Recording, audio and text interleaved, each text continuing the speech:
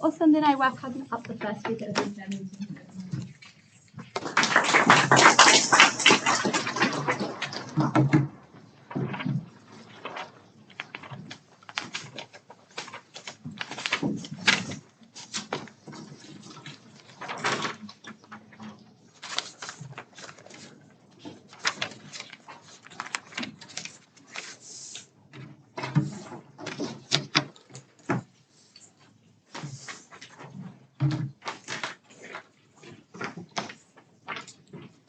Self-care in nature should have a focus on one's self. The rise of beauty routines as part of self-care has made this impossible, and that is why we think it is regrettable in today's debate. 3 points for you. Firstly, why self-care must be accessible and it isn't in the status quo. Secondly, why the rise of beauty routines in self-care has led to commercialization. Katie is then going to extend on how we allow for better self-growth. Firstly, some setup. Why did self-care come about? It came about because there was a rise in mental health issues, which has led to more awareness and actions being taken to allow for this exposure. This looks like statistics being published on mental health. It looks like news articles being written. It looks like initiatives like mental health awareness months, well-being weeks in schools, and how order classes in schools. Through this, self-care became a really important tool to help with mental health, and it may have started off with smaller internal actions, but has now become commercialized and used to promote beauty routines as a part of an external way to benefit your self-care. And this is because companies are able to profit off of selling these products. What is the purpose of self-care? It's meant to be an accessible way to improve mental, physical, and emotional health, but it's also just meant to lessen the stress an individual feels and give them time out for themselves. So, what does self-care look like in the status quo? It looks like an external focus on beauty routines, which means that it actually inherently leads to an external focus on beauty standards. This is because although these two things are separate, when you have beauty and makeup as part of self-care, it means that people are buying into the narrative that beauty standards are still really important and really prevalent. So, what is the likely alternative when beauty standards do not become part of self-care? We think this movement would rather focus on actions that one can take separate from external influences. This looks like going for a walk, which releases endorphins and allows you to get exposure to fresh air. It looks like healthy eating. It looks like journaling to allow you to express your feelings and vent rather than bottling up emotions. But it also just looks like having less of a focus on products which you feel like you have to own, and rather than doing an excessive amount of skincare in the morning, it looks like having a simple cleanser and moisturizer routine. Firstly then, as to why self-care must be accessible and isn't in the status quo. Beauty routines include really expensive products, and therefore not everyone can afford these products, and because people are locked out financially. These beauty products are expensive because of the materials used in the products, like oils, but companies also know that beauty products are a luxury good, and therefore people are willing to pay more for it than what they would for a necessity. So, the second thing to note here is that beauty routines actually incur a time cost, right? A lot of the time your beauty routine is in the morning. It's when you do your 10-step skincare routine and then you put on all your makeup.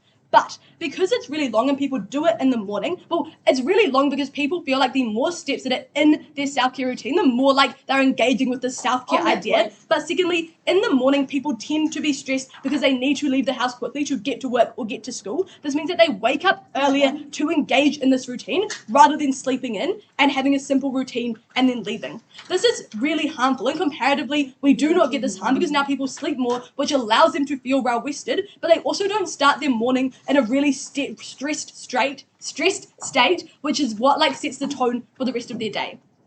And the reason that people don't engage in the alternatives is because it's been less popularized when beauty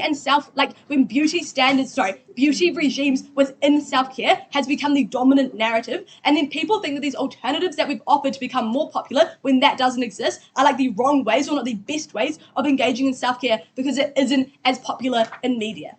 But secondly, we tell you that these people who are unable to engage with these expensive self-care are really important because already they are locked out from parts of society within the status quo because they do not have the financial means. And now that they are unable to engage in self-care, which is inherently something you should be doing for yourself, it's a blow in the gut. They feel even more locked out by society. But I think the second thing that we want to note here is when you don't have as much of a focus on beauty routines, it means that you're more likely to get buy-in from everyone instead of just females. Why is this? Both retrospectively and currently, toxic masculinity exists, which creates the stigma towards males that make them feel like they have to be extremely manly, and engaging in self-care and skincare isn't exactly what's seen as stereotypically manly because it's regarded as more of a feminine exercise. Therefore, because beauty routines have risen within self-care and it becomes a significant part of this, men feel like self-care isn't something that they can engage in. This is a really big harm because it means that you don't get the adequate focus on men's mental health as what you should. We think this is something that they need to come back on. Self-care should allow for everyone to make them feel like they can engage in it because stress and mental illnesses don't differentiate between race, wealth, status, profession, gender. It impacts everyone and therefore self-care must be accessible to everyone. So why then does it become more accessible in our likely alternative? It's because you're focusing internally on what you can do, which does not require financial means, but it also doesn't discriminate based off of gender, right? Going for a walk, journaling, isn't inherently female or male. It's something that everyone can do because there's a lower barrier to entry when self-care is focused around working and journaling, because people who previously felt like self-care was a burden means that they are released from the jail that is meant to be their sanctuary. I'll take a point. You spoke a little bit about like time aspect being an issue with makeup routines. How do you say that like journaling isn't also going to take up a time cost?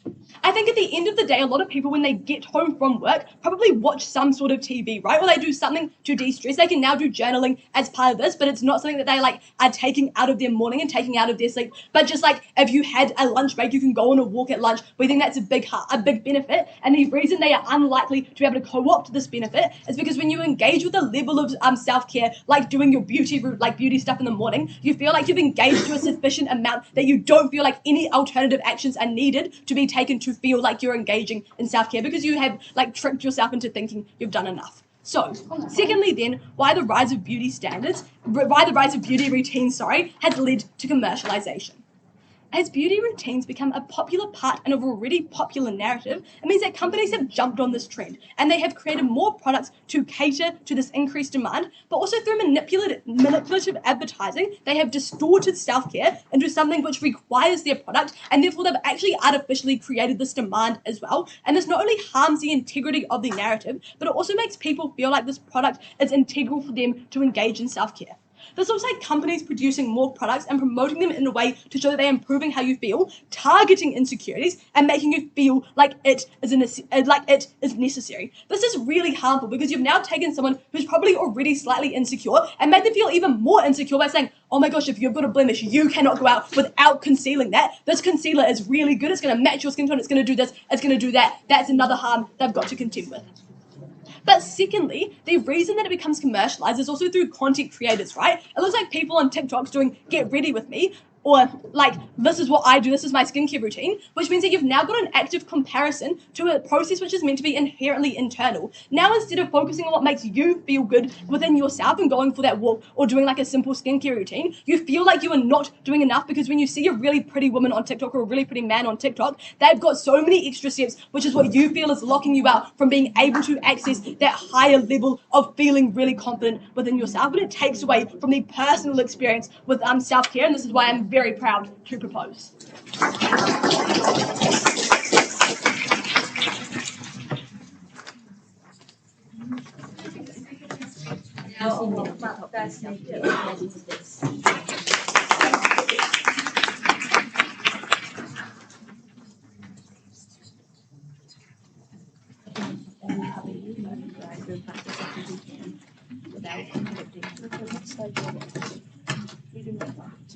Go down there.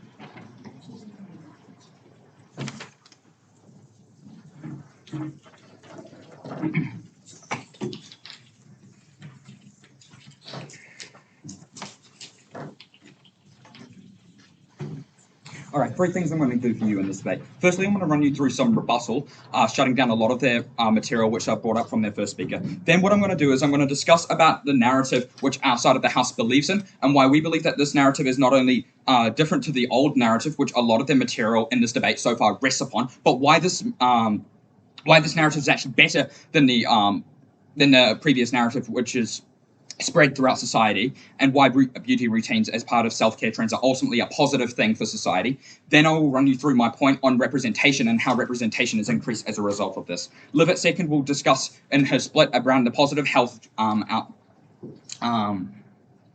impacts that this debate has. So firstly, onto some rebuttal. We heard a lot from their first affirmative speaker discussing about how, firstly, makeup, women feel obligated to put on makeup to ultimately feel good to perpetuate this continued beauty standard, which is held. This beauty standard has been held far before these self-care trends have actually been promoted within the media anyway, firstly. Secondly, women, we believe, regardless, are going to feel inclined to put on beauty products to make themselves feel more beautiful. But what we fundamentally believe is the difference between the narrative that we believe in and the narrative they believe in is that on our side of the house, the narrative that we believe in is that women put on these beauty products to make themselves feel beautiful, because the expectation they're living up to has been set from themselves, not compared to the previous narrative, which was seen throughout history time and time again, when men have set this expectation for women to live up to, and women have felt obligated and only feel satisfaction through living up to the expectation that has been set to them from men.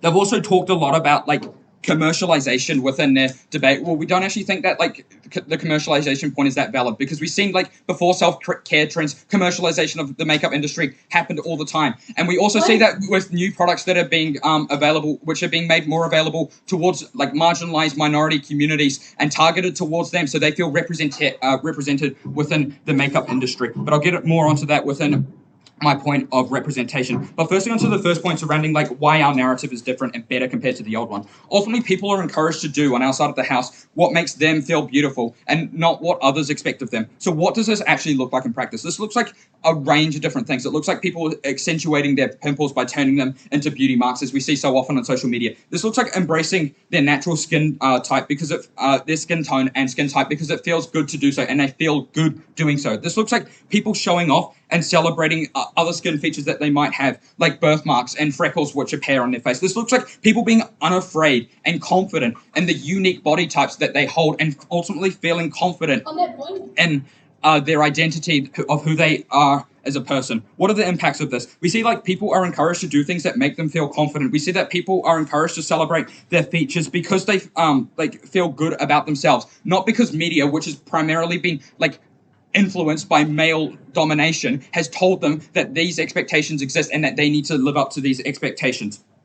This trend ultimately of beauty routines being part of self-care routines ultimately is looking to reverse the centuries of oppression which women have faced because of these skincare, because of these beauty routines which have previously been set on them, but is now encouraging them to feel positive about themselves.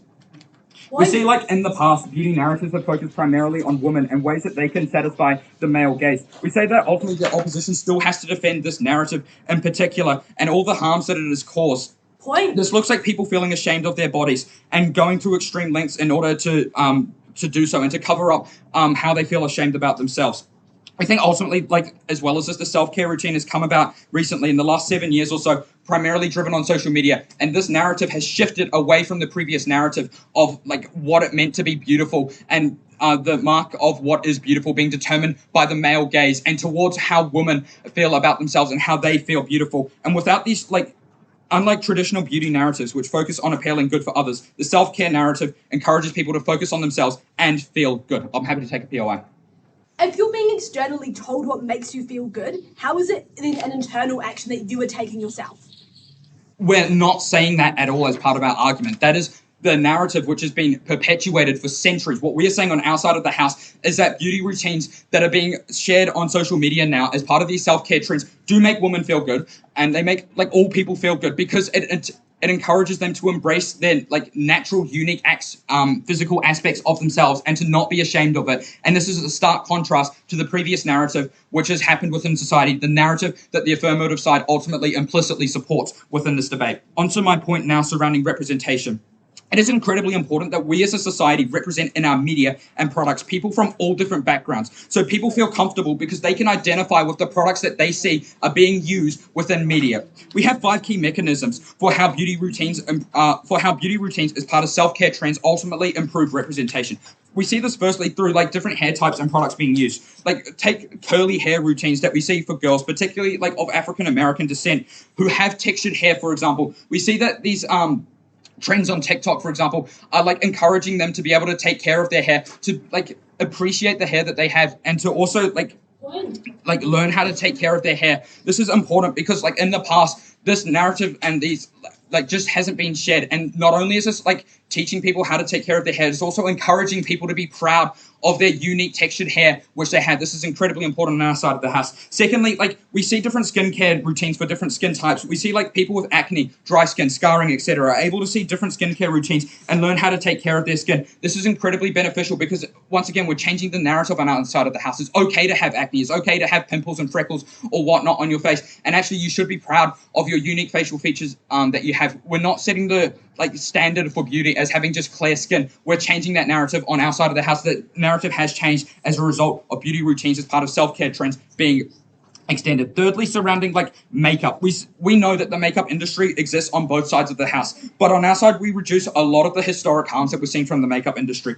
We do this because of self-care trends resulted in brands rising like Fenty and Rare Beauty. These brands are reputed for creating products which appeal to diverse racial groups in comparison to other traditional makeup groups which have like all these makeup products, for example, which encourage lighter tones. So this is incredibly important because like people of color ultimately are able to identify with these with these beauty products, and we know that beauty products ultimately exist on both worlds. But in our world, we have more diverse options in terms of beauty products, and we know that people of color are going to be able to go out and get these beauty products, and they are encouraged to feel confident about themselves and the skin color which they have.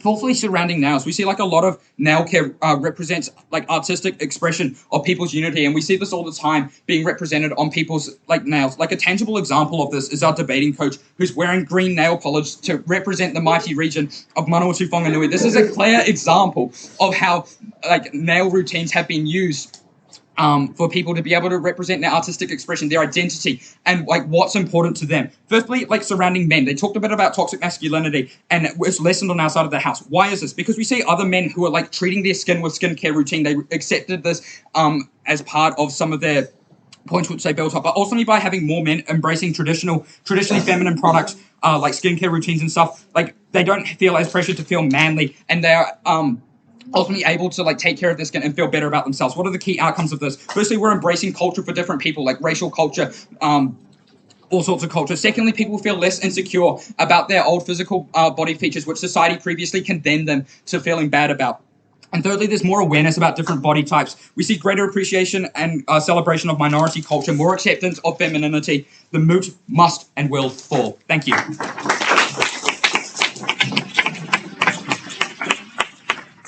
Must and will fall.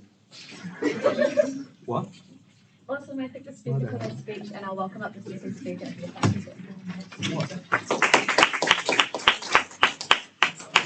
I tried my best. No, you're not. That was good.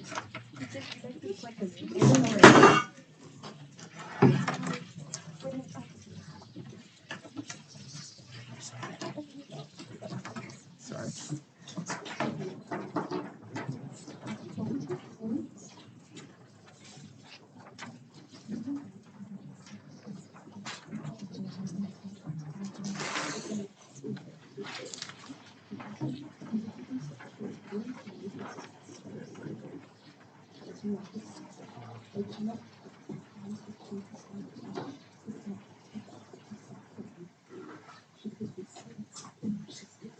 Is my sorry.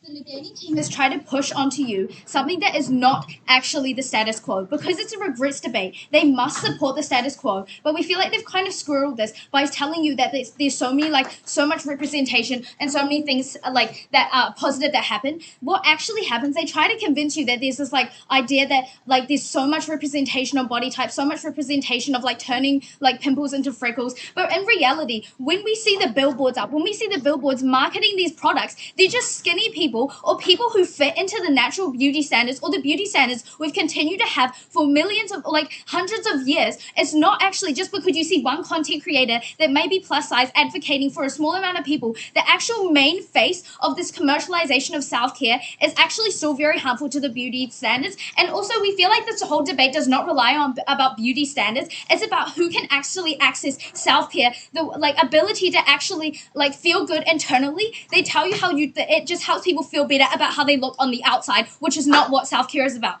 We've told you through Jess that self-care is about like through like the rise of mental health issues. It's about like the news articles which have been like depicting like well-being weeks, taking time for yourself, going on walks, having like exercise which releases endorphins that actually make you feel better like inside, rather than just looking at a mirror and feeling like you're inadequate. Okay, 3 things I'll do in my speech. Firstly, on accessibility and representation. On And that one. secondly, on toxic masculinity. Then onto my extension on why the likely alternative allows for greater self-growth. So firstly, onto accessibility and representation. So they've they've told you how beauty standards like occurred before this, and we agree to this. But the reason why we're so against it is because it has exacerbated the beauty standards. So for example, like before, maybe the beauty standards they were there because like people have like a natural inclination to certain like features, but we tell you they've exacerbated this because when the commercialization products like come up, they've made people become more fake or accentuated certain things that make people feel like make that they fit into the beauty standards, and because there's this demand for it. It continues and continues, and more products get put up, and then people have to feel like they have to fit into this really perfect mold, which is made much worse on their side of the house. And we also want to add the fact that like people are locked out due to financial means, and this means that they aren't able to afford those things. When people see these people who aren't able to afford like makeup, they're going to see them, they're going to be like, wow, they're not taking care of themselves, when really in reality they're just not able to access the same amount of things, the same amount of products as like if we just have people going for walks. Everyone can access going outside and going for a walk, or just having like a little notepad to write down their feelings or talk about to their loved ones about the problems in their life, which is truly self-care, because it's like within yourself rather than looking at a mirror and feeling like you can fit in to a certain group of people. Okay, so we've also told you how this like is accentuated by content creators, and they've told you how there's like these content creators which depict like a bunch of different body types and a bunch of different like certain like facial features. But we tell you that like this, what actually happens when you see these content creators on TikTok, maybe this person is a racial minority, right? But they likely still fit into the like really accentuated like white stereotypical like skinny like cheekbones. Like it's still going into the beauty standards. And even if you're not willing to believe this, we feel like this is still not completely true, purely because of the fact that like most of these images, most of these main things you see on the internet, they're actually about like how you need to like make it like look better. You have to look a certain way, rather than self-care, which we have talked about, is something that comes from within. It's something that you find like within yourself. It isn't about the outside value of your face. And they've also told you how like women like do this thing, which we think is quite problematic, what they said, that like women need to make themselves feel beautiful. Like this is something that's so problematic in the debate. You need, the way you feel beautiful about yourself is because you feel like you are loved by people, and not because of the way you just look on the outside. It's about the way you engage with other people, the way you feel about yourself, that you're happy within your own life, not because you're happy about how your eyebrows or your eyelashes look super long a certain day, which is exactly what they're standing for on that side. Yes, I'll take a point now. Don't you believe that the self-care beauty trends are actually encouraging people to feel more confident in themselves, as opposed to other beauty narratives that have been pushed? Well, we feel like people can be very, like, when we, on our side, we're removing the stigma that, like, occurred from, like, this side. So the stigma was that, like, you have to feel like you have, within these certain, like, features, you have to feel so adequate about yourself. But without the stigma which they have caused, you've actually been able to we could be accepting of everyone right now. We couldn't be saying that, oh, this certain group of people don't look the way that I see a perfect person, because we've been idolizing, hanging up in galleries, basically what the perfect image of a person looks like. Without that, we would all just have personal things of what we're attracted to, but not necessarily that this person has a perfect look. Okay, and they now secondly onto toxic masculinity. They try to convince you that toxic masculinity is worse on our side because there's been videos of men putting skincare on. But in reality, when you think about it, how many men in the status quo are gonna own up to actually putting on a layers of skincare, or actually looking after themselves in the way that women have been told that they have to as well? Or also if you think how many men actually wear makeup, we see women, it's it's expected for women to go and wear makeup, but for men it's not. And we feel like men have been shut out of this purely because they've been shown that there's still this toxic masculinity thing that you have to be a certain way, you can't fit into the feminine the feminine role, which means that it's still just as harmful. But we tell you on our side, we're allowing them to actually without this, they're able to do certain things. They're able to engage in self-care because it's very accessible things for them to do, such as walks or just spending time with family. Okay, now on why the likely alternative allows for greater self-growth. So each action and the likely alternatives, such as journaling, going outside for walks, or just indulging in a nice conversation or venting to your friends and family, these are all things that have exterior benefits. So when we talk about walks, you meet more people, you have the social interaction, you maybe go to a local market, meet new people, or have a look at new things, and you get physical exercise. If you're talking to family, friends, you're gaining a greater personal connection, and also you're just able to connect with your family more, and that's so important because you need to have quality time. And so now, why is this mutually exclusive?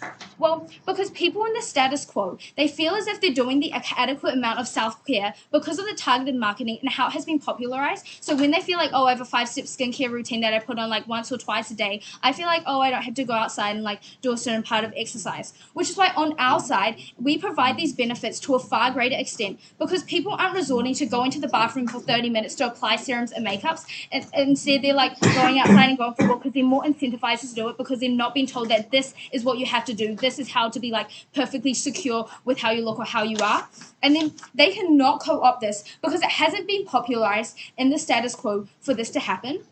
What has become the face of self-care is the indulgence of skincare and makeup products. And they try to push how we want to tell you that makeup, this could be something that occurs on our side, but it's only because you want to do it to feel special on a certain occasion, not because you have to feel adequate enough for a certain standard, or not adequate enough to because you feel you're being shut out of something. You feel you have to spend excessive amounts on these luxury goods because you've been told that if you don't do this, you're not looking after yourself well, and that people are going to judge you, and that people are going to lock you out and shut you out because they feel you're not enough, or they feel you're not the perfect person, which is why we are so proud to affirm.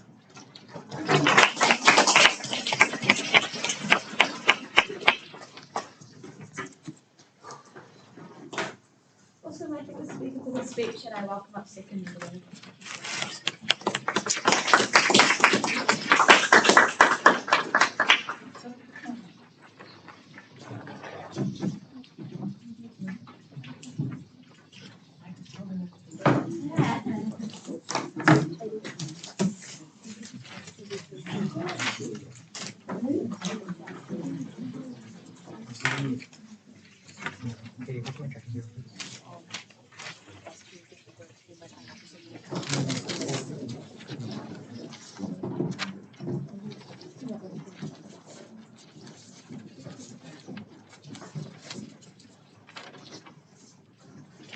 Do you have your picture print? For what one? Either.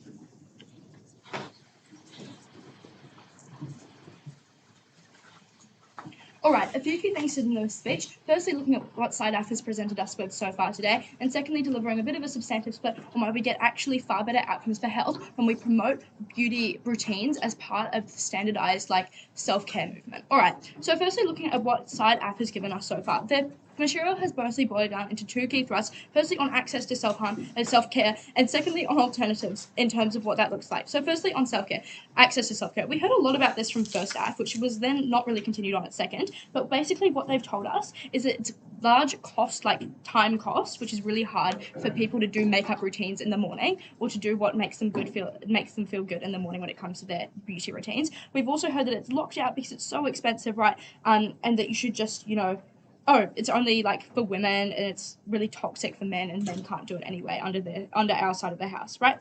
So what are our key responses to this? In terms of what they've given you when it comes to access to self-care, we think that a lot of the alternatives they provided we can actually claim there. So when it comes down to the time costs, when they're presenting going for walks instead of just doing your makeup in the morning, we think that a lot of women, due to societal standards that have existed far before the self-care movement, women are doing their makeup anyway, right? Why would we not want to associate something positive with this so they can actually get out of doing something that society has forced on them? Why would we not want them to feel better when they're doing their makeup in the morning there?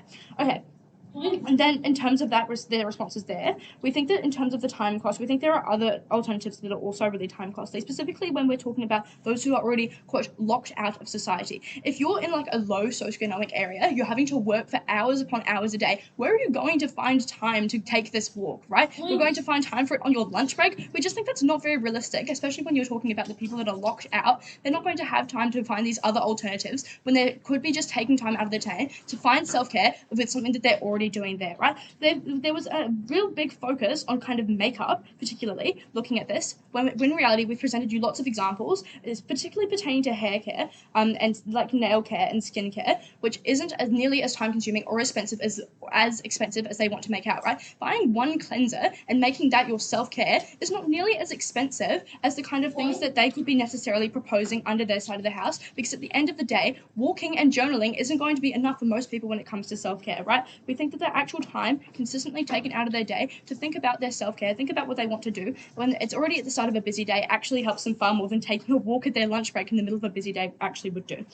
Secondly, in terms of focusing on women only and perpetuating toxic masculinity, right? We think before the introduction of this movement, when it comes to self-care, skincare, makeup, hair care, we didn't see men using makeup or skincare that consistently anyway. Not that Tane said in his characterization that this has largely occurred in the last 7 years, which is when we've seen a higher prevalence of men actually using facial care, of actually using hair care, of actually looking after themselves in terms of that. That's something that we've seen increase massively. Even if you don't take using makeup as that example, we think an increase in skincare has still massively increased. We think an increase in hair care, actually looking at using proper shampoos instead of the 3-in-1 from the countdown, actually has also improved. And we also think just generally in terms of using sunscreen, those kinds of examples have also massively improved, and that has great outcomes for health, which I'm going to talk about a little bit more in my split. In terms of alternatives, majority of their material rests on walks and journaling. This is not going to achieve the same shift in terms of outcomes for everyone on a social level. But note that we're actually not against walks. We think that you can go for walks. It's just going to be far easier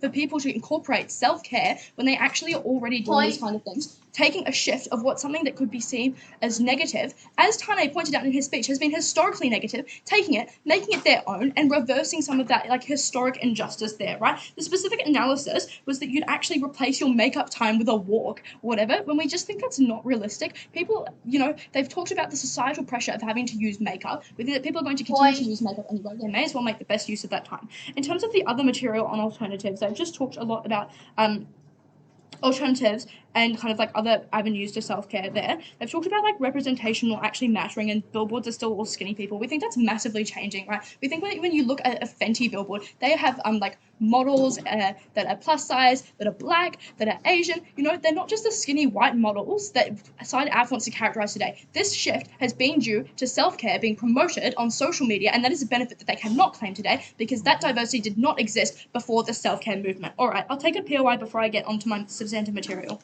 Hasn't the status quo commercialized self-care to the point that you can only feel adequate when you have an excess amount of products? Right, we just don't think that's true. We think there are plenty of like skincare, of hair care products that just say, oh, you need 1 or 2 products. We think that the kind of like 10-step skincare programs you're talking about are actually not what the majority of the population or the majority of what people use for self-care actually use, right? We think there's also lots of material there in terms of like stuff that people do anyway, like shampoo, conditioner. Adding like an extra $5 onto the amount of conditioner you use doesn't have that much of an irreparable effect on commercialization. Notice that we already think that the massive commercialization of beauty products or beauty routine products already exists under your side of the house. Women already buy excessive amounts of products anyway, right? We think that when it's advertised, at least it's self-care, we think it's far more likely that men will engage with these products, having better outcomes for them, and we also think that it's going to reduce the stigma of women needing to put makeup on to actually go to work in terms of those societal expectations. No, they haven't actually been able to provide any material as to why they provide a paradigm social shift, or they actually achieved any change in terms of feminism or outcomes for women in terms of those societal beauty standards. All right, why do we get better outcomes for health? What do we need to understand for this point to work right? Self-care products are specifically targeted to improving like one aspect of your own body, right? This doesn't just look like makeup. This looks like skincare. This looks like hair care. Like that's all materials all examples that Tana gave you with limited responses there, right? Beauty routines are part of most people's everyday life, or at least some form of like looking after yourself routine, a part of everyone's lives, and that's a really important factor of when it comes into their health. There are a few mechanisms here for why we get better outcomes for health. Firstly, on like self-checking. Secondly, on like skincare. Thirdly, on better products. So firstly, on self-checking. Self-care pertaining to beauty routines has given people more opportunities to get to know themselves. Like if you're looking at your face in the mirror every day, you get to know yourself better. You get to like understand what kind of freckles, moles you have, right? That means you're able to like actively see when something is wrong with yourself, or like when there's a health issue that's wrong with yourself. This might look like this might look like massages, like gua sha massages, like the people used to drain their lymph nodes to help them feel better. You might notice that you have a lump on your neck. You go check that out. That's actually like stage 2 cancer, and you've saved yourself there. We also think like if you're cleaning your face, you notice a weird like skin mark. That could lead to you getting that checked out as well. Note that this specifically pertains or leads to the next mechanism on skincare. A key example of products leading to better health outcomes is sunscreen, right? The promotion of sunscreen, not only as a makeup product, but as a self-care product, has massively improved skin cancer rates around the globe, right? We think when people use sunscreen on a daily basis because it's been promoted so much as self-care, we get more people using it, we get less people having skin cancer, and if they do notice that they have a weird mole when they're putting on their sunscreen, they're actively more likely to go seek out help, go see a doctor and see if something's wrong there, right? We think that the promotion of sunscreen is an example of how much self-care or like skincare products have moved away from aesthetic versus functional products, which leads on to the third mech on like why we get better products. The move from products to aesthetic to actually functional is because companies have incentives to create functional products because that's what people want. They don't want to just look pretty anymore. They want to see their skin being more moisturized. They want to see a better like outcome on their really sore acne. Cystic acne hurts. They want actual better outcomes there, right? Which gets far more exposure on social media, more accountability there. What are the outcomes of this? People are more in tune with their bodies. They're more likely to know when something's wrong. They're more likely to seek healthcare. That's really important, especially when you look at kind of like issues like skincare, cancer, that kind of thing. And that's just, really important in this debate. Skincare, healthcare affects everyone. Everyone should look out for their health. And the more we allow people to do that, the better it is. That's why we win today.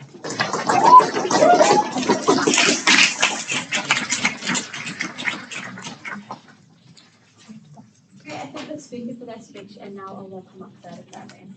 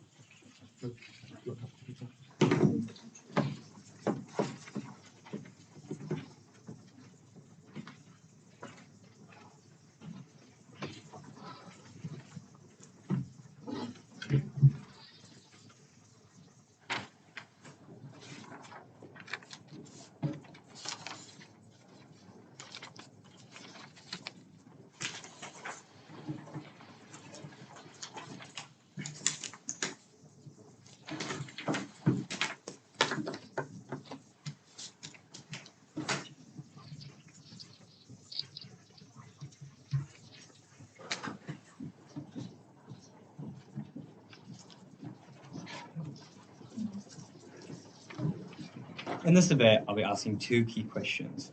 One, why linking beauty why linking beauty standards and self-care is harmful, and secondly, why we get less accessibility on their side, and this is really important. Firstly, then, on why linking beauty standards and self-care is harmful. Firstly, when you merge beauty routines and self-care, it is harmful because it creates less focus on accessible self-care, right? Secondly, the use of beauty routines in self-care has not been abolished and has overridden beauty standards, or it has overridden beauty standards altogether, right? Therefore, the harms of beauty standards is unique to our case. We gain a strategic advantage on our side now because now everyone can engage in self-care as a refuge from other societal pressures rather than being a societal pressure within itself, right? Therefore, therefore, it's really harmful when they try to conflate beauty standards and self-care into one, right? Therefore, therefore, it's more accessible. Therefore, it's really harmful on their side. I'm going to move on now, though, to this key clash in this debate about accessibility. At their very best case, where you may get males heading into more skincare routines, where you may get people engaging more in healthcare and skincare routines, this is really inaccessible and really expensive, and this is why we have won this debate, right?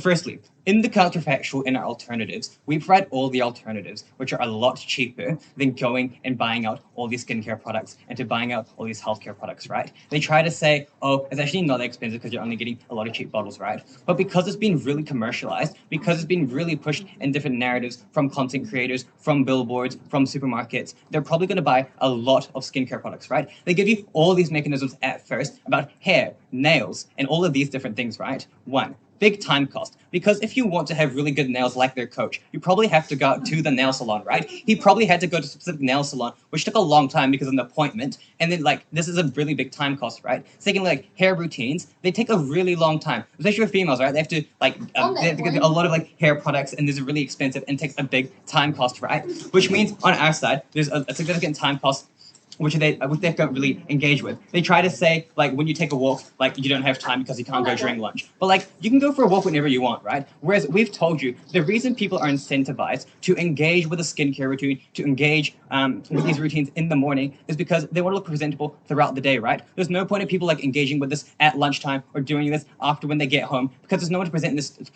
themselves to, right? But on our side, because you can engage in a walk outside, you could journal after when you get home, right? You can engage in all these different alternatives, which are much cheaper on our side.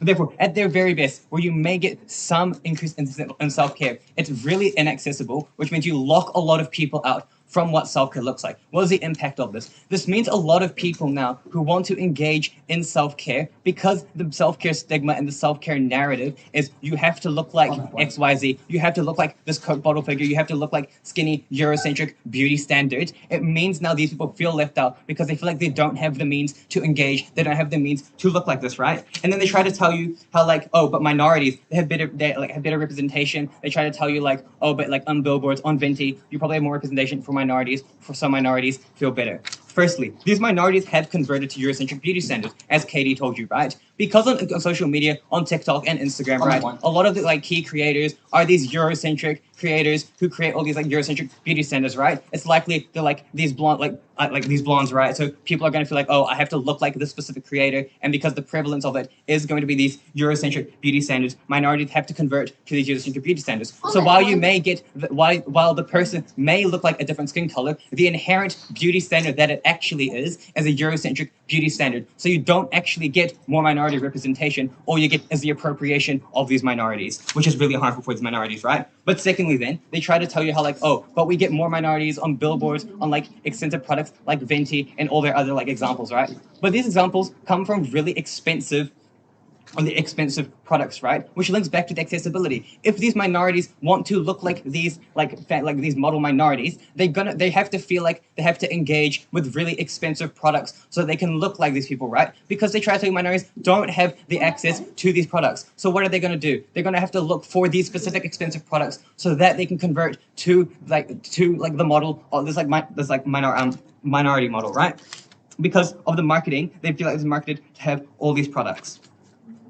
Firstly, they also try to tell you how like men, like there's like a decrease in toxic Another one. masculinity on their side because like they have like more skin because like people are engaging now with skincare, right? But in the counterfactual, when we have people engaging now, males are more likely to go outside and take a walk and probably more likely to engage in cheaper alternatives, right? Because that's what males probably want to engage with, right? We both go to all boys schools. You're probably not going to see a lot of people engage in like putting all this like skincare routines on, right? Because that's not what they like. They probably want to go and just take a walk outside. They probably want to go and engage in exercise, and this is why we're more likely to get better healthcare on our side, right? Because it's cheaper to just go outside for a walk. It's cheaper to just go touch grass instead of staying in your bathroom for like 20 minutes and like doing all the skincare routine, right? But I'll take your point now.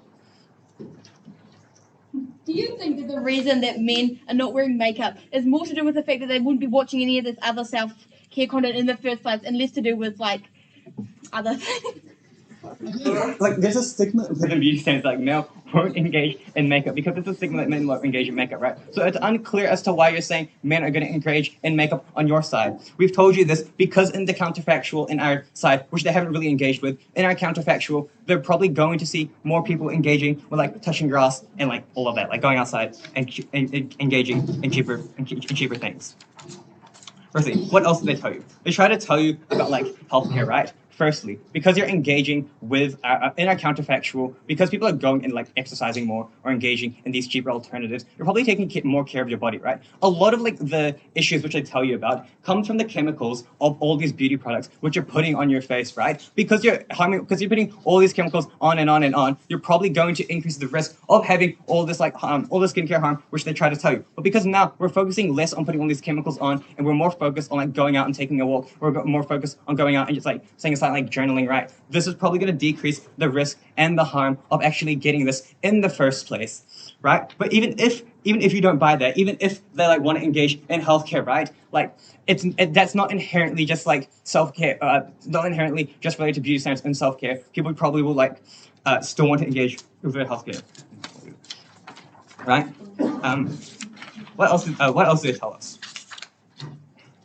Firstly, I also want to whip in Katie's material about the other benefits to getting like self-growth, right? If you compare the two benefits of what both sides get in their status quo, right, there are a lot of harms such as the accessibility, but the benefits we get from the increased exercise, from engaging in like journaling, right? There are a lot more mental and emotional well-being benefits. What do they get at best? They basically get a lot of physical well-being benefits at best, right? But what do we get? Emotional and mental well-being benefits, which is beneficial for our side because we told you self-care has risen from the narrative a lot of mental health issues, right? So what's better, to get physical well-being benefits or to get mental well-being benefits, which directly combat mental health issues in which self-care narratives has risen? It's clearly our side because they get a lot of harms in status quo. They haven't proven how they get any benefits mutually exclusive to them. We get a lot of benefits in our counterfactual, which they haven't really engaged with. I am very, very proud to propose.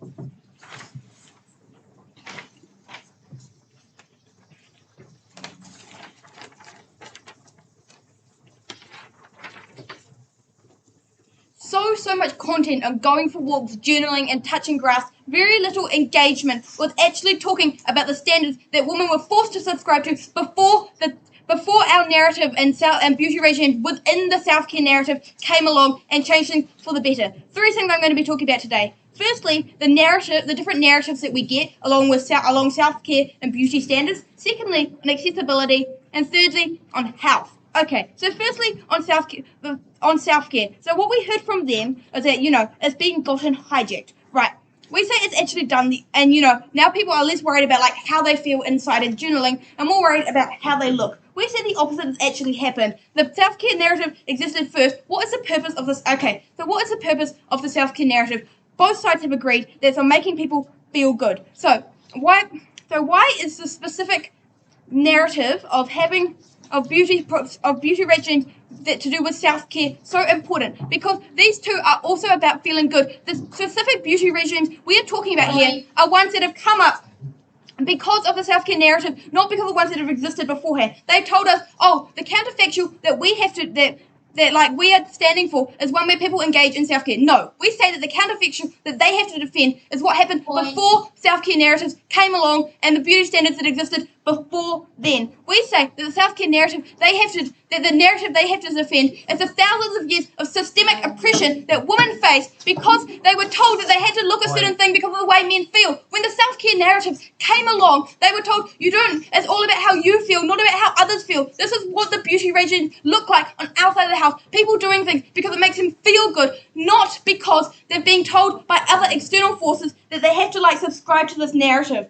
Also, we had along third basically come out and said that self-care has overrun beauty standards. This was such a ridiculous thing to say. This basically strengthens our argument because it says that these beauty standards have been gotten rid of because of what's happened with self-care. And secondly, we say that if these narratives are so strong, it's more likely that people are going to be subscribing to more than one part of them. We never said anywhere along our line that just because you're engaging in the beauty aspect, you're not going to be going for walks or something. We actually think that it's a lot more likely on outside the house that if you're engaging in one part of it, you're probably going to be engaging and subscribing to other parts of it as well. So what have I proven at the end of this? I've proven that the narrative, that the self-care, the beauty regimes that have come out of self-care are inherently better for women because instead of focusing on how men feel, they're telling you don't need to worry about how you feel. You should worry about how you feel. And this isn't better than what has happened, what we've seen over the past thousands of years. Literally any improvement that we've had recently in body confidence and body positivity and people and changing beauty standards has come within the last 7 years because women have started to stand up because we've had the self-care narrative of words. Is any benefits first thing we've heard from them is that cost barriers lock people out. And so firstly, we say that cost barriers have always existed around makeup. Literally, through thousands of years, people have been peddling products to women and saying, this is going to make you thinner, this is going to make you more beautiful, whatever. Okay, so why are they actually lowered on our side of the house? Firstly, and why do we actually get rid of some of these dodgy products in the first place? Well, firstly, we tell you that people on social media, by sharing this stuff, they're more likely to... There's a lot of videos out about people saying, this is my preferred one, this is the cheapest, here are the ways that I achieve this in a cheap manner. We say that in the past, products used to be a lot more expensive, but now we have better products because people are sharing it more and they can actually tell other people when something failed on them. And we have cheaper products because these things are being shared around more, and companies have incentives to make them cheaper because if one company produces a cheap product, it's going to get shared around on social media and then that'll mean and people will like it and buy it more, so other companies are going to want to make it cheaper too in general. Also, I'd just like to note here, sorry, this is related to my previous point, that the opposition seems to have confused beauty content in general on TikTok with self-care beauty on TikTok. We say that they're quite different things, and that by having a self-care side of things, we're actually improving things. Okay, back to accessibility. Then we had diversity, and basically we heard that one of the points that came out at second F was, any black woman you see on social media who's going to be promoting her beauty standard, she's just going to be trying to fit the standard of a white woman. No, this is simply not true. The number of content creators who are out there who are embracing their natural curly hair, who are embracing their body, whether it's curvy or not, they're literally out there. They can't tell you that this isn't true because it's literally true. There are so many accounts out there that have come and exist now because of the self-care movement where women are able to embrace these things. Why are they able to embrace these things outside the house? Because they're told you don't need to worry about how other people feel. You need to worry about what makes you feel beautiful. On their side of the house, before this narrative came along, they were told, you have to subscribe to these beauty standards because men will like you better. Now they're I can do things that make me feel good and make me feel beautiful. So on our side of the house, we actually get more diversity. On their side of the house, it's a lot more likely that you're going to have someone trying to fit these beauty standards because they're not trying to fit these beauty standards because they've like been told that they have to on outside the house, you're much likely to see someone embracing the natural beauty, and this means that more people who don't traditionally fit the natural beauty standards of like white skinny woman are more likely they're able to share themselves and feel better in themselves. I'll take your POI now. Why is self-care a unique avenue which allows us to and ensures you healthcare when you have sunscreen and checking of moles prior to that movie? Okay, because people are more likely to do it by having it on social media. People buy into it more. Thank you. Okay, I'll now talk a little bit about outcomes on health. No, Liv talked to you a lot about this, but we have very little response on why it's, for example, it's bad that people are doing a method and discovering they have cancer. Okay, so firstly on hair care, this also links to some material that they've had on time. They said, why would you do a long care routine where this takes so much time? Right, so we're telling you that in the past, before we had self-care narratives that told you should feel good about yourself, you should do things that make yourself feel beautiful, black women used to hurt their hair to make it straight, to make it fit the white woman's beauty standard, and this was actually causing them harm. Now, because they told you should do what makes themselves feel beautiful, well, obviously it feels better to not having to straighten your hair every day. This in itself will possibly take less time, which we get on our side of the house. And secondly, also reverses the cultural harm and encourages black culture to rise up, because hair has traditionally been a massive part of the culture for them, but under the previous world, they were told that they had to fit the other beauty standard and not do what made themselves feel good, and so they didn't do this. Now, not only do we get literally better hair for them, we also get increased respect of their culture. We're able to revive some of those aspects that have been lost in the past due to colonization. Okay, and the second thing that they put out on health was, we're gonna have all these bad chemicals, people putting all this stuff in their face, you're gonna hurt them. So why does this not happen? Previously in the past, women firstly, we tell you that previously in the past, women were doing this anyway, but instead of doing, and they were more likely to be putting bad things on their face because they were trying to do it to fit the beauty standards. Now they're going to be doing things that make them feel good. If the things they're putting on their face are hurting them, then obviously the self-care narrative tells them that this is not good for you, this is not self-care, so they're going to stop doing it. And secondly, we say that the rise of social media has basically we've got all these content creators going out and they're full of videos on harmful beauty products. They're like, I don't use this anymore because it's bad, it's got all these chemicals in them. We say women are much likely to use less harmful chemicals on our side of the house when we have the bad things being shared among them. And why is this so important? Because literally they said that one of their points was to improve physical health. On our side, we improve physical health because we have people discovering if they have cancer, we have people not hurting their hair, and people actually are less likely to put harmful chemicals on their hair. On our side of the house, we're so proud to stand for the change that's come in the last 7 to 10 years because of women finally realizing this narrative and stop forcing themselves to subscribe to men. We're so proud to oppose.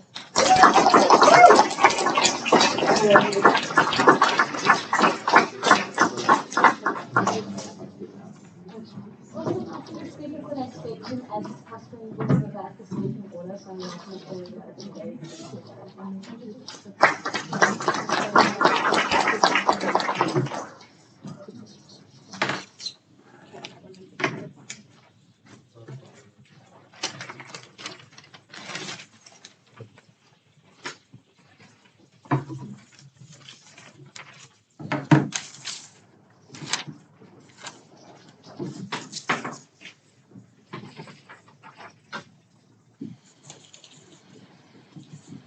Tying self-care in with beauty routines has allowed people to take a time that was considered typically oppressive when you're putting on makeup in the morning to make yourself feel good and confident. We have proved outcomes upon outcomes, impacts upon impacts, and why this is so important for many people today, boiling down into 2 key points of clash. Firstly, on accessibility to self-care, and secondly, on the actual tangible outcomes of this and why they're so important in today's debate. All right, firstly, on accessibility to self-care. What material have we heard from Side App today? First, we've heard about the time cost. However, we think this is pretty much mutually symmetric in that when you have a time cost of putting on makeup, you can actually put this in with your self-care. That's really important there because you're actually, again, taking that typically oppressive action and making it your own. Note that this is in direct comparison with their material on, you can just go for a walk. And the reality is that most people aren't able to do that, or when you're one of those people that are typically locked out of self-care already, you're not going to be able to do that anyway. I gave you material at second with little response there. They've also said it's expensive, and we've given you many responses to this, mostly boiling down to the fact that increased competition when it comes to self-care products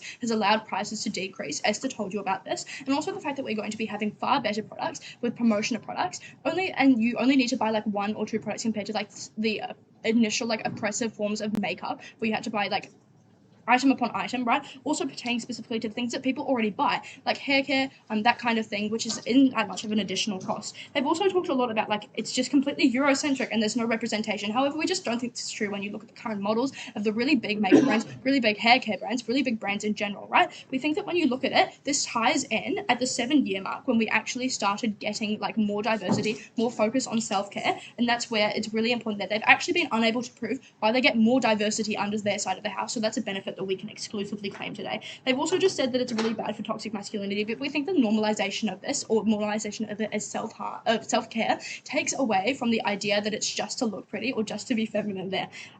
What have we told you? People are taking time out of their day to do something anyway. It's really good to reverse that and to make it actually good. And people are going to get beauty products regardless. They may as well actually be good for you. I gave you material at a second as to why we get better products with no response there. Right, we think brands like Rare Beauty and Fenty are actively creating products targeted towards minorities. That's something that they cannot claim under their side of the house. And that's really important in terms of like getting tangible outcomes, which I'll move on to as my second clash. What have they said? Basically, they've just said that the commercialization of self-care products is really important, right? What do we think this is like the key response there? Firstly, we think that self-care products are already massively commercialized, but we also think that makeup products are also massively commercialized, right? It's better if we can at least capitalize upon that and create it so it's less oppressive for women. They can actually get better well-being outcomes for that, and in terms of their actual self-care. What have we said in terms of tangible outcomes? We've said we get better products, the shift from aesthetic to functional, which I told you about, and social media accountability at second, which there was a little response, cheaper products, more competition. We've also told you all about embracing culture. We specifically said this at Tane and with Esther with very limited response there. Note that this specifically pertains to the example of black women embracing the culture of their hair when they've been systemically downtrodden for it, when we actually give them the opportunity to look after their hair as self-care, lifting up themselves when that is a benefit they cannot achieve today when looking specifically at minorities and uplifting culture as part of self-care. We've also talked a lot about better health outcomes. In fact, my whole split was on it, which is a bit ironic considering that there was very limited response there. This is very, very important because even if you don't take our material on why men might not necessarily engage with with self-care material anyway, we think that the health outcomes of it, in terms of just sunscreen or just using better hair care or looking after yourself better, has far better outcomes there. Note that this we heard a little bit of a contradiction from First Aff that specifically said that mental and physical health pertains to self-care, where the contradiction at third where he just said it was mental health, right? We think that either one is very important and we actually achieve both on our side of the house. That is why we will conclusively, and we have won conclusively today, where we have all these outcomes and it's much better for everyone under our side of the house.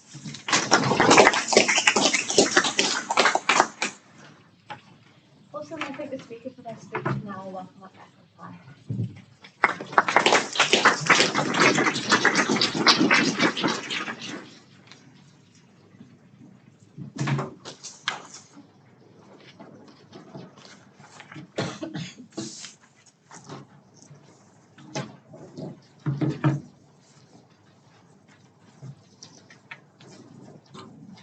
I think what's important to remember at the end of today's debate is that beauty standards and self-care are separate and do not rely on each other, which is why all of the harms they brought to you don't actually harm our case to the extent that they are able to win today's debate. 3 points for the House. Firstly, does removing beauty routines from self-care create less of a focus on beauty standards? Secondly, who gets more buy-in to self-care? And thirdly, why commercialization of self-care harms the integrity of the self-care movement. Firstly, then, onto whether beauty routines create less of a focus on beauty standards. As we explained at first, beauty standards existed separate from self-care, which is really important because the negative association with these standards is conflated when Negating tries to join these two movements together. This means that there is a greater focus on beauty standards now because of the popularity of the self-care movement.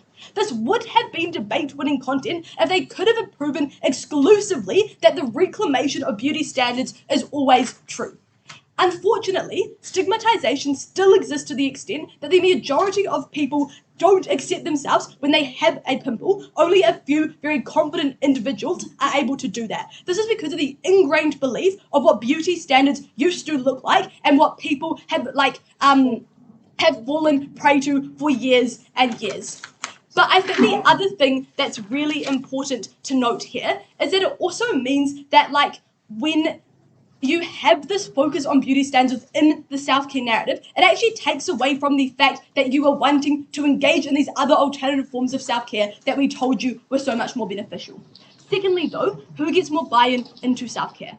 Once again, we told you from first that accessibility is essential to allow for everyone to feel like self-care is for them. When you have a focus on purely internal self-care, you are taking actions that you want to take, not actions that you feel like society has pushed onto you, which is what they have to stand for. But secondly, we are able to move the people on the margins into engaging with self-care because the men who wanted to do skincare and paint their nails in the status quo probably do that on our side of the house as well because it makes them feel good. They are confident enough to do that. Where we can win this material is we are able to move those staunchly opposed to buying into this idea of self-care because they feel like it isn't manly enough, because they've fallen harm and they've fallen victim to toxic masculinity, which they never actually proved didn't no longer existed. They try to minimize that harm by pointing to a few really niche examples, and they've brushed this aside on the premise that it's solved by some men engaging in self-care in the status quo, but this isn't for the majority, and we think that that is a really big scale and that is a harm to consider. But lastly, we are the one that are able to make self-care less of a burden because you can take simple actions which allows you to feel good about yourself. Journaling at the end of the day and writing down how you feel takes far less time than doing your makeup in the morning, which we explained to you is already a stressful situation. But I think the last thing to note here is they try to give you a split about how you get better medical care. Daniel told you as to why you don't. And then Katie offered you a POI as to why people have already in the status quo had a focus on healthcare, and it's because it's your health. You want to care about it. You're unlikely to ignore a lump that you have, which you see because you look at yourself in the mirror, whether or not you spend a long time doing your healthcare. Lastly, though, why commercialization of self-care harms the integrity of the self-care movement. This is because corporations use manipulative advertising to exploit insecurities, which is the most effective way of advertising because you gaslight individuals into buying your product rather than these companies actually promoting acceptance, which is what they try to tell you they want to win on, because like they told you, these companies are profit incentive, which is why they have that competition myth. But we also tell you that competition myth goes to directly harm them because it completely then aligns with the material that Daniel gave you as to why companies are going to use harmful ingredients within these self-care products, and it's because these harmful ingredients like palm oil is not only bad for the environment, but it's also probably way cheaper to use, which means that you are able to lower your prices to the extent that people are buying your product, which means that once again you get these really negative harms. This is why I'm very proud to propose.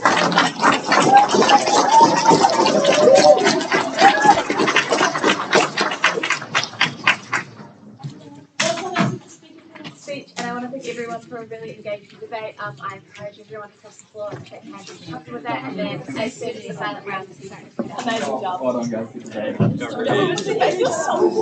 you. Good job. I love you. 2023. Yo.